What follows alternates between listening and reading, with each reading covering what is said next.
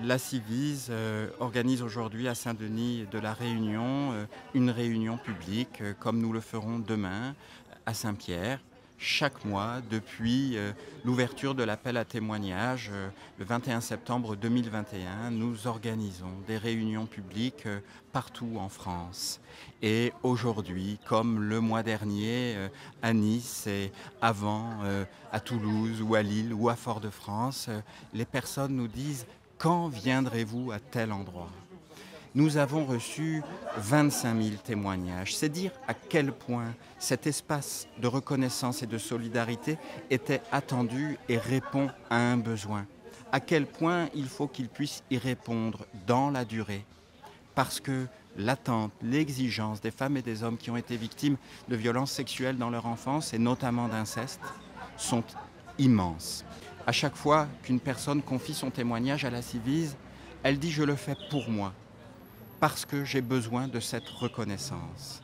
Elle dit aussi: je le fais pour que mon témoignage contribue à ce que, à partir d'aujourd'hui, les enfants soient mieux protégés, qu'ils puissent grandir en sécurité. La Civise, c'est ça. C'est cet espace où, à partir des témoignages des adultes, nous pensons les besoins des enfants.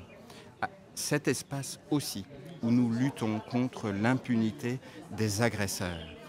La Civise est d'abord un espace de témoignage, mais dans nos réunions publiques, comme sur notre plateforme téléphonique de témoignage, comme dans les échanges par mail ou les auditions individuelles à la commission, nous veillons à ce que les personnes qui ont besoin d'un soutien, qui peut être juridique, qui peut être social, qui peut être thérapeutique, soient accompagnées dans le respect de leurs besoins. Aujourd'hui, comme pour chaque réunion publique, nous demandons aux associations d'aide aux victimes, et notamment à l'association France Victimes, d'être présentes. Parce qu'il faut pouvoir assurer une présence dans la continuité.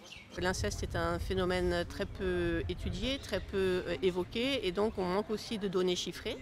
Donc on collecte un certain nombre de données qui figureront également dans notre rapport, mais on dit qu'il y a 160 000 enfants victimes chaque année dans l'ensemble des territoires de la France. On n'a pas de données spécifiques sur la Réunion, les institutions locales vont en avoir, et voilà, elles seront en capacité de dire s'il y a davantage ou moins, ou avec des particularités qu'on ne connaît pas dans d'autres territoires.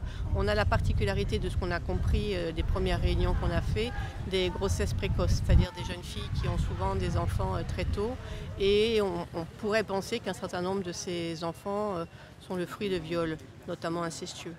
Un effort très important sur la formation des professionnels, pour qu'il y ait déjà un meilleur repérage, parce qu'on a tendance à dire les victimes révèlent et ouvrent la parole, mais en fait les victimes ont presque toujours essayé de parler et elles n'ont pas été entendues par leur famille pour commencer. Et puis elles ont souvent eu des manifestations, des troubles du comportement, des scarifications, des conduites addictives, des troubles alimentaires qui n'ont pas su non plus être décryptés par les professionnels.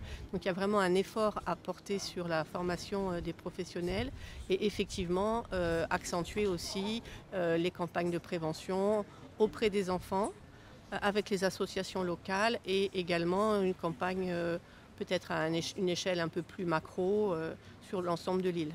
Alors quand on parle des professionnels, c'est toute la chaîne, c'est-à-dire tous les adultes qui sont en relation avec des enfants. Ça peut être l'école, ça peut être des animateurs sportifs, des bénévoles sportifs. Ça va être aussi les policiers et les gendarmes qui reçoivent ces enfants quand ils veulent déposer plainte. Ça va être les médecins.